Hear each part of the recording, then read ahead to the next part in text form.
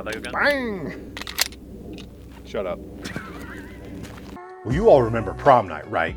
And I bet you all really remember after prom night. So if a Taurus G3, right, this one right here, was to engage in a little bit of post-prom activities with a G3C, the compact version, you might just get the G3X. So what is the difference between the G3, the G3C, and the G3X?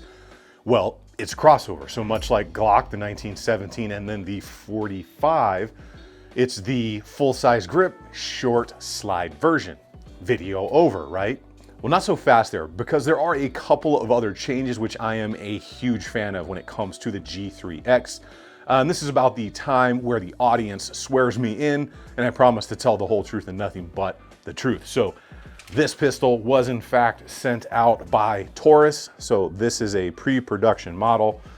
They were cool enough to send that out, and TruShot, these guys right here, did supply the ammo for the video. Other than that, I have no financial ties to either of these companies, but you guys deserve to know that this gun and the ammo was taken care of. Now, when it comes to the Taurus name, there are a lot of people out there that just like to kind of crap on the brand. And generally reading comments and talking to other people out there, whether they're in the industry or just people that own, like you and me out there that have bought these things on our own more than once, I generally seem to get three different complaints or opinions from those who own and those who don't own. The first one is, well, they're cheap. And to that I asked, well, have you owned one? Have you tested it? Have you tried it out? And what do you mean by it's cheap? You talking cost, parts, quality control? Like, what's going on there? Because like I said, I've bought some, I've borrowed a few, and I have had 1 or 2 cents into the channel at this point.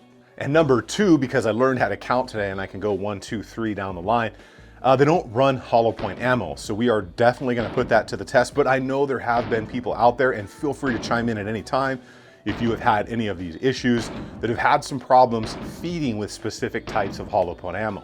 So I'm gonna be running regular ball, hollow point, and reloads through these things today to see if I can get a hiccup out of this thing one way or the other. And I did not clean it today, which is something in all of my previous Taurus videos I said, clean and lubricate this thing multiple times prior to testing. We're gonna give this the down and dirty today with no lube and just go deep on it. And the third thing is they won't cycle. Well, to that I have an easy fix. I have a cleaning video up on how to clean and lubricate the Taurus. If you do that and then do a little bit of dry fire, I found that you probably won't run into issues. But if you take it right out of the box and take it to the range, they're gritty, they're kind of dirty from the factory, and that's just something you're gonna deal with when you have a more budget-minded pistol. So let's kind of address these one by one. And let's start with the it's cheap. So I don't know about you, but I was not born with a silver spoon in my mouth. So I didn't always have enough money to buy the greatest things in the world. But what I did was I tried to buy the best thing I could afford because I couldn't afford to buy it twice. And I think we all know just because something is more budget friendly doesn't mean it's bad. And just because something is very expensive doesn't mean that it is good. But anytime we're entering into the budget market, we are going to see a few things. And 3 of those, again, I'm stuck on 3s today for some reason, are things that you're generally gonna see a more budget-minded optic. One, you're probably not gonna get those really nice high-end coatings like DLC. Specifically, these Tauruses are all like a kind of a more matte and a little bit of a cheaper Tenifer finish. Now it is cheaper, but it is by no means not a very durable finish. However, they have been known to wear a little bit in and out of the holster, stuff like that in the normal places, a little faster than some other stuff. So you will see a definite difference when it comes to those nicer coatings in more budget-friendly packages. And the second one, it won't feed hollow points. Let's just check some range footage out. So one of the things that comes up a lot when it comes to the Taurus series of pistols, the G3, G3C, whatever, now the G3X, is some people have had problems with hollow points. So I have brought some self-defense ammo out here today. We're just gonna dump this mag and see if we have any failures of any type after the ball, the reloads, and now hollow point self-defense.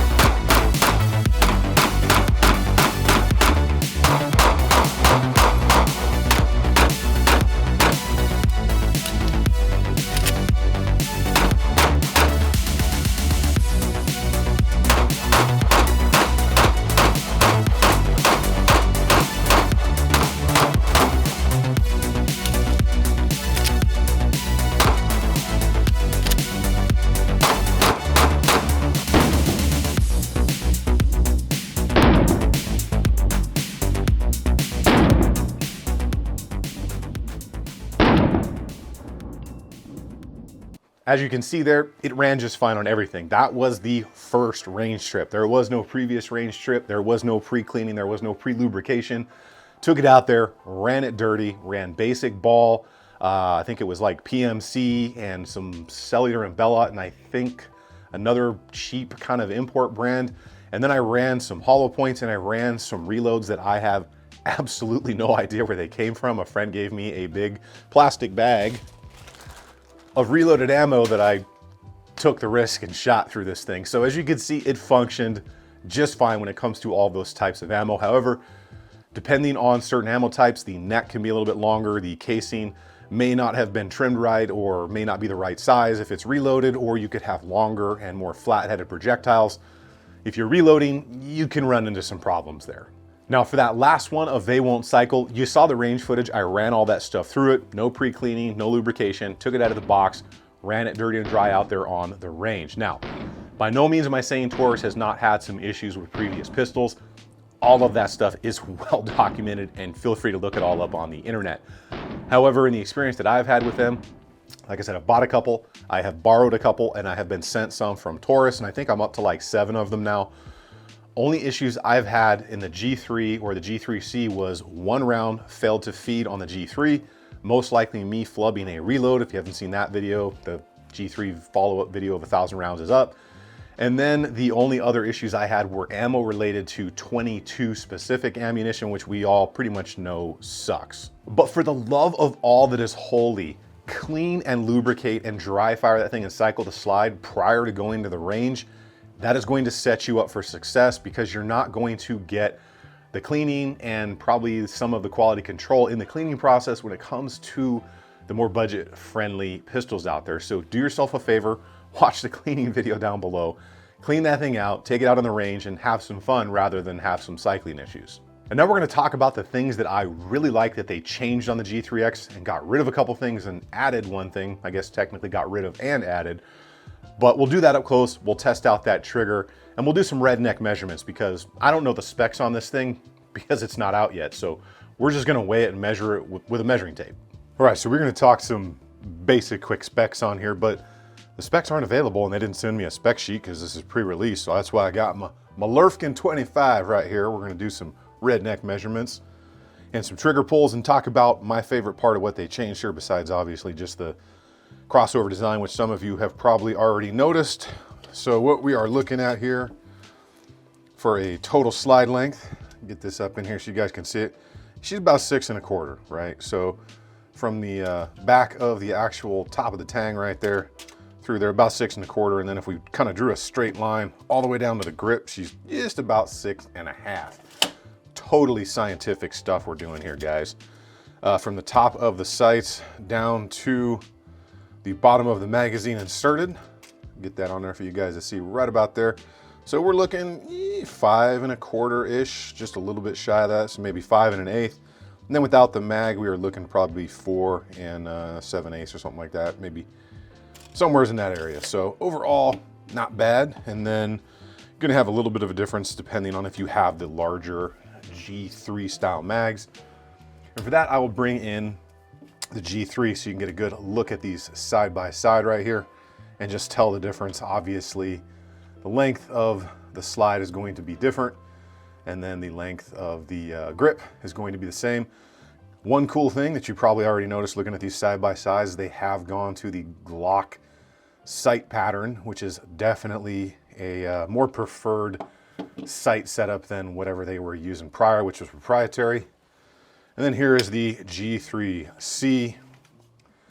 Take a good look at those and we can see side by side, obviously the same slide, but we are going to have some grip differences right there based on the length of the grip, even though the G3C currently has that kind of pinky extension mag in there. So overall, just want to give you guys a good look at that.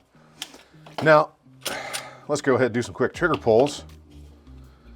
And she's pulling right around 5 pounds area like that. So, well, actually that was quite a bit lower, but I pulled a little low. So that's like 4 pounds, 4 ounces. We're gonna pull more center line of the trigger for the rest of them. Try and get in right about a little bit. So about 4 pounds and 10, 11 ounces there. And then I'm gonna pull a little bit higher on this one. So let's get right about there. Just enough to get that safety in. Oops, keep slipping. All right, so that's kind of where most people's fingers would be. And she's gonna pull about 4 or 5 pounds and about 6 ounces, somewhere in there. So not bad, pretty carry-ish style trigger on it. Now let's talk about what I really do like about this. One big thing, they got rid of that side safety. You may be a safety person. I'm not a safety person on striker fired. I prefer to not have a thumb safety on them. Doesn't hurt it. If that's your thing, that's your thing, but it's just one more thing that was there in the way of my thumb. So I appreciate that. And then obviously the other big one is going to be Glock sight compatibility here, because Taurus is not putting the best sights on these things. I think we can all agree with that stuff there. So that's it. Let's go ahead and talk about the price, you know, the crossover stuff, and you know, anything else that I found in the testing of this new G3X.